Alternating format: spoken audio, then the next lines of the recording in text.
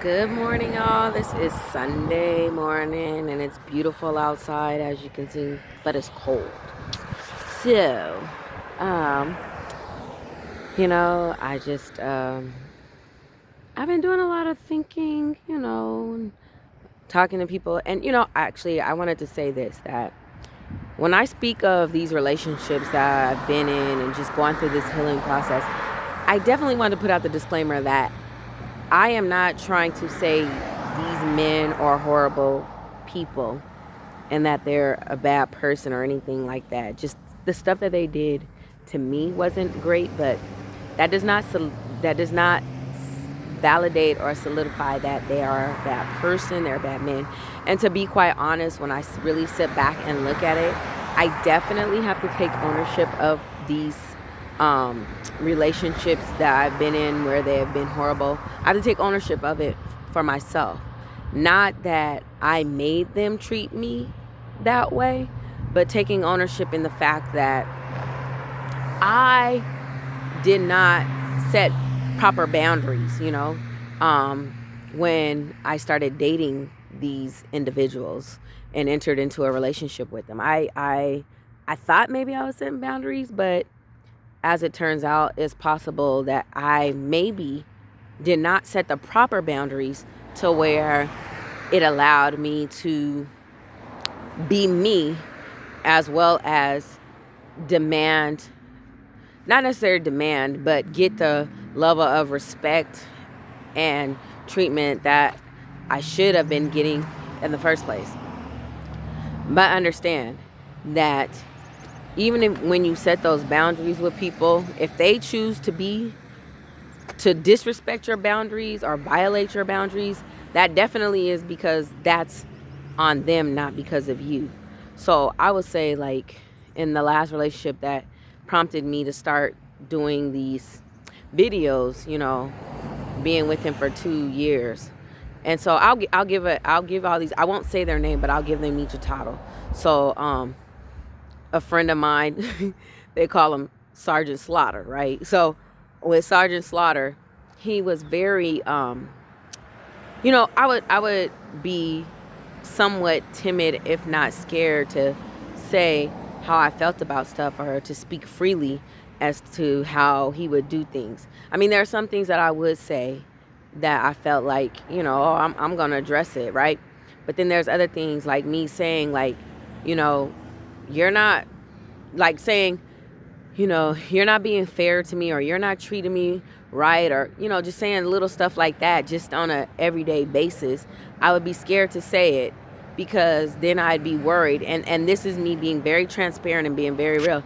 I was scared, like, they're going to leave me, right? So, and so I didn't want to say anything. I didn't want to say anything because, despite a lot of people think I'm very confrontational. And I'm going to say this, I can be. If you put me in a corner and you keep pushing my buttons, yeah, I'm coming out and I'm coming for you. And at that point, I don't care. But for the most part, I don't really like confrontation. It makes me feel very uncomfortable in a lot of areas. And then because once you have that confrontation, and depending on who you're having that confrontation with, they are not mature enough to be able to come back from that confrontation and still remain in that interactive state with you. Most of the time when you have those level of confrontations, they'll tend to be like, I don't want to talk to you no more, I don't want to do that. So and that is what happened when I finally, said something to him. However, I say all that to say that, I don't like to have confrontations with people. And so I would be very scared, and not scared like, oh, but more or less scared in the sense that he may leave if I say something.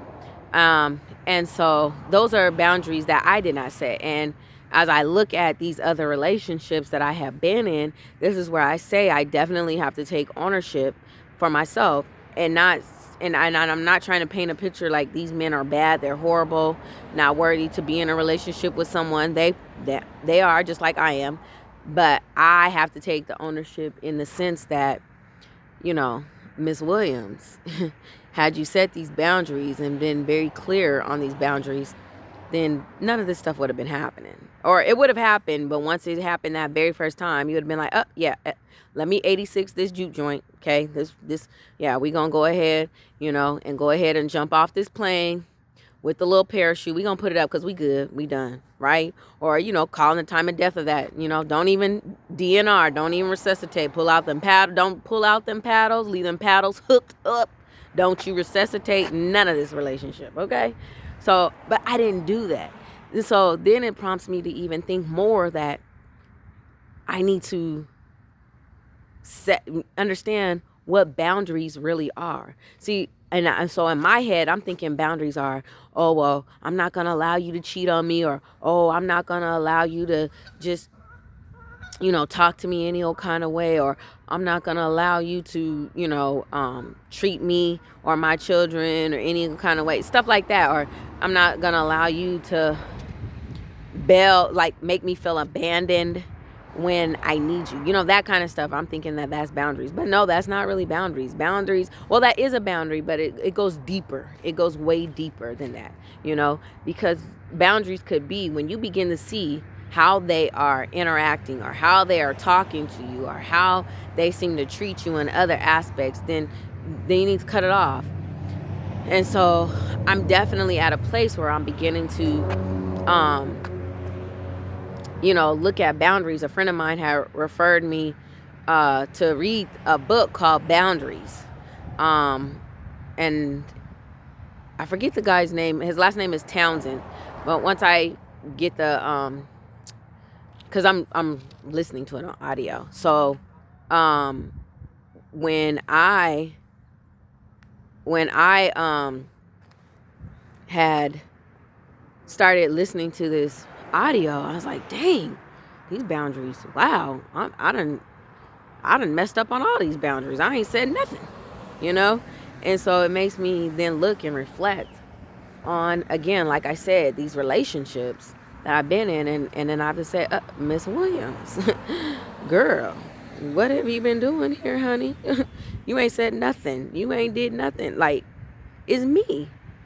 I mean, it's them, but really it's me. Since I'm in these relationships, it's me, and I have to set these boundaries. So I really have been thinking about that, reflecting on that, and understanding, like, yeah, boundaries are so important. Boundaries are, like, necessary, and I'll say a lot of times we live in this fear of, oh, I'll be alone forever, I won't nobody want to be with me. And that's a real fear. That is a real fear. I'm not gonna lie to you, it's a real fear. And it doesn't care how it doesn't matter how beautiful you are, how smart you are, how much money you got. If you if you don't set those boundaries, you're going to find yourself in a bad situation and constantly healing. And so, and again, the fear of being alone is ever present in a person's mind, because nobody wants to be alone. And if they tell you they want to be alone, they're lying. However, and then there's some people that do want to be alone. Like my grandmother, she said at this stage in her life, she don't need nothing money came by, and I might be on that page with her just a tad. But nevertheless, I say all that to say, you can't be afraid, and I am guilty of it. So I am guilty, again, me being very transparent. I am guilty of, oh, they may not want to be with me, and you can't do that. So you have to be able to set your boundaries. You have to be able to say, no, I'm not going to take that. No, I'm not going to deal with that. No, you're not going to do that to me. And understand that if they do, and they don't respect it, and they choose to walk away, that's not where you need to be anyway, right? So, I just have been thinking about this and reflecting on it, and I definitely wanted to put out, like, please don't look at, when I tell you these stories about these relationships that I've been in, that these people are bad people. They just were not good for me, and somewhere down the line they can meet somebody and they'll be good for them, or not, I don't know. However, they just weren't the one for me. And I'll also say this: not everybody that is out here that is dateable is necessarily dateable for you. And so I'm figuring that out, because even with setting these boundaries, when people begin to get mad because you set the boundaries, and if they choose to leave when you set those boundaries, that goes to show their level of maturity, right? And it goes to show that, yeah, you weren't cut for me, no way. See, because like for me, I know for a fact I cannot deal with a petty person, and I definitely can't deal with somebody that is that hits below the belt in conversations, that chooses to have a temper tantrum at the age of, um, 45, 50, 56. I can't do that. I can't do that because, that just doesn't work well with me. So that's definitely a boundary, and I have violated that boundary with tolerating that from these past relationships. But when they act like that, then that should show you that, yeah, no, 86. But everybody's not meant, just because they're dateable doesn't mean that you should be dating them. And a lot of times we'll be like, oh yeah, no, let's look at this, let's reevaluate this. One thing I know about myself is I'm a very ambitious person. I'm always trying to better myself, as well as try new things, and reach and set goals and reach them. I'm always about that. And I cannot be with someone that I have to carry while I'm trying to set those goals. And so I give the analogy, like, let's say you're running a race, right? You're running a race, or you're in a race and you're running, and then, and in this race, now you're carrying somebody. So like in a marriage or relationship, you're carrying that partner, right? And you're going and you're trying to set your goals, and you're trying to reach them, and you're bringing them along. And while you're single, you are like Flojo on that track field, or I can't remember the other guy, Carl Lewis, I think that's who it was. He was a track star. You're running, but now you're carrying somebody, right? You're carrying somebody. So as fast as you was going and the time that you were making, now it has slowed down because you're carrying somebody. Then, oh my Lord, they done fell. So now you got to pick them up and carry them again. Now it's getting slower and even more slower, to the point you're just becoming exhausted with carrying them, just exhausted.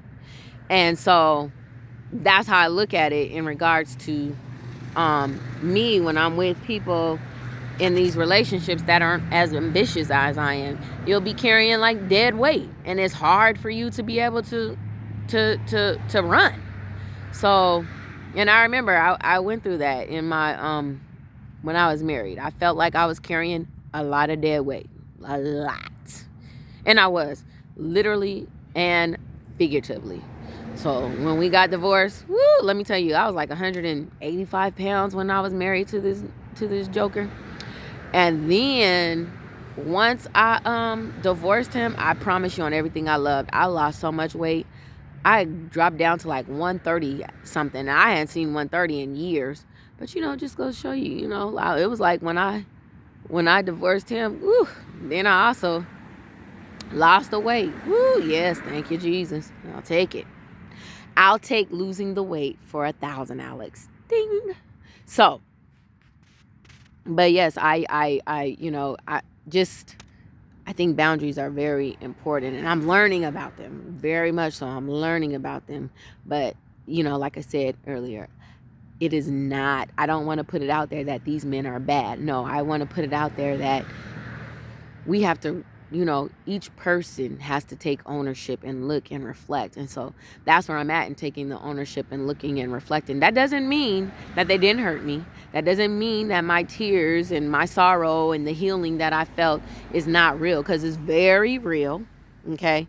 And it's very real as to what they did and how they made me feel. But I say all that to say, like, yeah, Miss Williams has to take, the take a step back and just look at herself and say, girl, you created some of this as well. No, you weren't talking reckless. No, you weren't, cheating and acting crazy. But the minute that these jokers started acting a plumb fool and a donkey, you should have been like, no, we're out. So just reflecting on that, I'm like, yeah, boundaries are definitely important. Definitely important. And it's funny because I noticed a pattern that I will also say too is this. Um, Majority of my relationships that I've been in are the so-called relationships. I think sometimes I was in a relationship by myself, didn't even know it. But nevertheless, I say all that to say, I noticed the pattern. So, okay, so we have relationship, we have man number one. And so man number one was like, maybe he was, washing my car every day and making sure it had gas in it. But then at the same token, he wouldn't interact with my children, right? And so then that begin to become a problem, to where you only wanted to see me when I wasn't around my kids and all that. And like I told y'all in the past video, I don't care if a woman is a 36 and got the biggest brown round ever. She's 36 in a D cup, and she got the biggest brown round ever. If she got 2 kids, guess what? She's the 36D cup with the brown round, and them kids is attached to, and you got to be a part of it. So, so if I'm dealing with a man and he's washing my car, putting gas in it, but then you're not interacting with my kids, you're not, interacting with us, and so then we break up, and then another guy comes, and then he says, oh, like, I noticed that though, what happened in the last relationship? Or even it'll be sitting in your mind, like the last relationship, and you'll say, well, in my last relationship, I was with someone that did this, did that, but they didn't do that. So then this new person, guy B, he turns around and, he interacts with your kids, and he's around, he's doing the family thing and everything like that. However, he may not wash your car, and then when he gets mad at you, he begins to talk crazy and gets, hits below the belt, right? So then you're done with that relationship, and then you get into guy C. Guy C is like, oh, you are just so wonderful, you're so great. He tries to talk to you about things and this, that, and the other. But guy C don't want to interact with your kids, as well as you are footing the bill for everything. They're just using you. So, then you're like done with that relationship, and you go on to guy D, and guy D's, he's paying for everything, but then he's a little whiner and don't want to take ownership for stuff that he may do or say to you, or, so I just noticed that I have that pattern. And again, this all comes with setting those boundaries. And so each of the relationships that I've been in, I noticed that that's how it has been. And, it's very eye-opening. It's very eye-opening. One thing I noticed is, like, for about 12 years now, I've been wanting to go to law school. I mean, really wanting to go. Studying for this LSAT. I've taken it multiple times, so I know it in and out. But just for some reason, I can't seem to get the score that I need to get me to that level, right? And so what I noticed, though, in each time that it was time for me to study for this test or take the test, I've always had a man, right? There's always been a relationship I've been in. And again, in that, they have been draining. Like, again, I'm setting ambition, and I'm running a race to reach the goal, right? And here I am carrying non-ambition people, and I'm running with them, and they're slowing me down. And now we got to stop, and we got to work with this. Now we got to stop, and we got to do this, And so, here I am 12 years later, still ain't in law school, okay? Still not, okay? And no relationship too.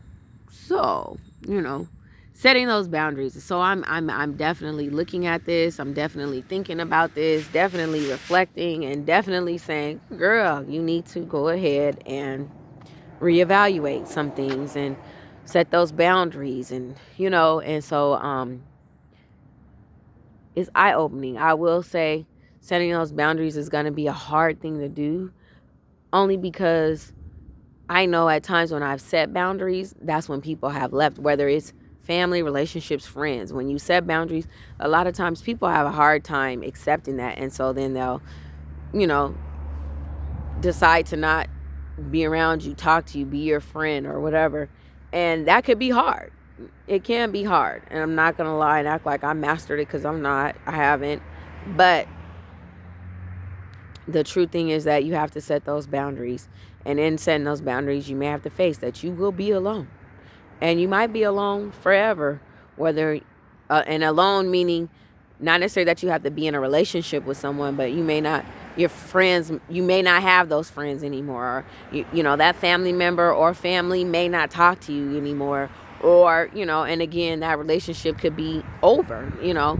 And if that be the case, then, you know, it's one of those things where you just have to kind of, you know, accept it and deal with it, you know. And I just started learning, like, just within the past few months, that I have to be okay with telling someone how I feel and not looking for other people to validate those feelings for me. I have to be okay with saying, you know what, you did this, that, and the other, and I'm not going to tolerate that, and be okay with it, and not go to, you know, my good friend Johnny over here, or my home girl, you know, Alicia over there, or even my family, to look for them to validate my feelings and say, girl, yeah, you was right, you should have did. No, I need to be okay to say, look, this boundary is what I said, you then have violated, I'm done, we're good, I'm not doing that with, and I have to be okay with that, instead of looking for other people to validate my feelings, so then I feel like it's real, you know, or that I feel like the decision that I made to be like, I'm good, is the right one. I have to be okay and accept, girl, you said it for you because this is where you're at. I have to be okay with that.